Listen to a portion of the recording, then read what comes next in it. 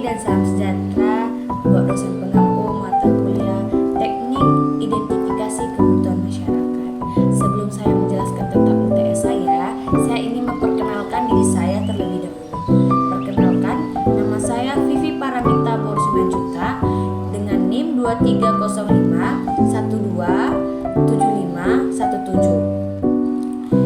dengan kelas saya kelas 23A, program studi pendidikan masyarakat. Di sini saya menjelaskan UTS saya tentang strategi, metode dan teknik identifikasi kebutuhan belajar. Yang pertama saya ingin menjelaskan tentang strategi identifikasi kebutuhan belajar. Itu adalah proses untuk melakukan apa yang harus dipelajari oleh individu atau kelompok dan agar dapat mencapai tujuan pembelajaran.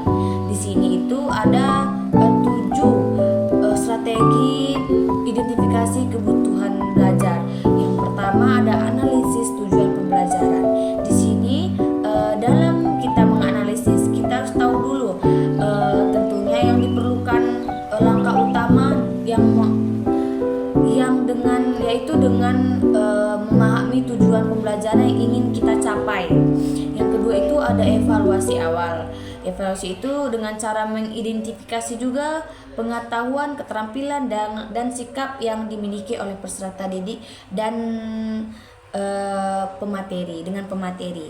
Yang ketiga itu ada konsultasi dengan stakeholder. Ini dilakukan melibatkan berbagai pihak, yaitu siswa, orang tua, guru, dan juga pakar bidang. Yang keempat itu ada analisis gap. Nah, analisis gap itu adalah pembelajaran dan hasil evaluasi awal untuk mengidentifikasi kesenjangan dalam pengetahuan dan keterampilan peserta didik. Yang kelima itu proses kebutuhan, yang itu menentukan kebutuhan belajar yang paling penting dan relevan untuk memprioritaskan pembelajaran. Yang keenam itu ada pengembangan rancangan pembelajaran, yaitu untuk merancang rencana pembelajaran yang sesuai dengan kebutuhan peserta didik, termasuk strategi yang tepat. Gitu. Yang ketujuh itu ada evaluasi dan penanggulangan. Ini tuh adalah evaluasi untuk kemajuan peserta didik dan identifikasi selama pembelajaran. Yang penjelasan selanjutnya itu ada metode identifikasi kebutuhan belajar. Nah, ini adalah proses yang paling penting untuk menentukan kebutuhan belajar individu atau kelompok. Nah, ini ada beberapa metode identifikasi kebutuhan belajar yang harus kita pahami, yaitu observasi, yang kedua wawancara, yang tiga kuesioner dan survei, yang keempat itu ada evaluasi hasil belajar, yang kelima itu diskusi kelompok, dan yang keenam itu penggunaan teknologi. Itu yang sangat penting dalam metode identifikasi kebutuhan belajar ya. Dan yang berikutnya itu ada teknik identifikasi kebutuhan belajar. Ini yang digunakan untuk mengidentifikasi kebutuhan belajar peserta didik. Itu ada beberapa juga yang harus kita pahami.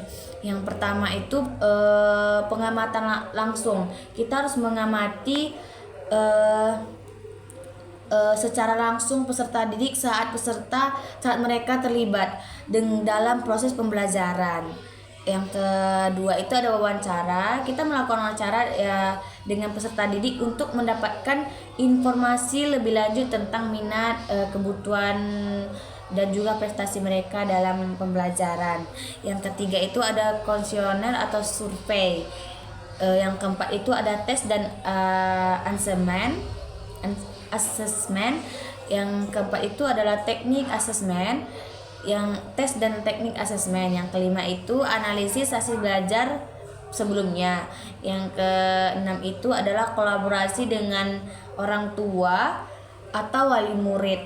Yang ketujuh itu yang terakhir itu tinjauan literatur dan juga sumber daya. Nah, saya sudah menjelaskan tentang strategi, metode, dan teknik kebutuhan belajar. Saya akhiri dengan terima kasih.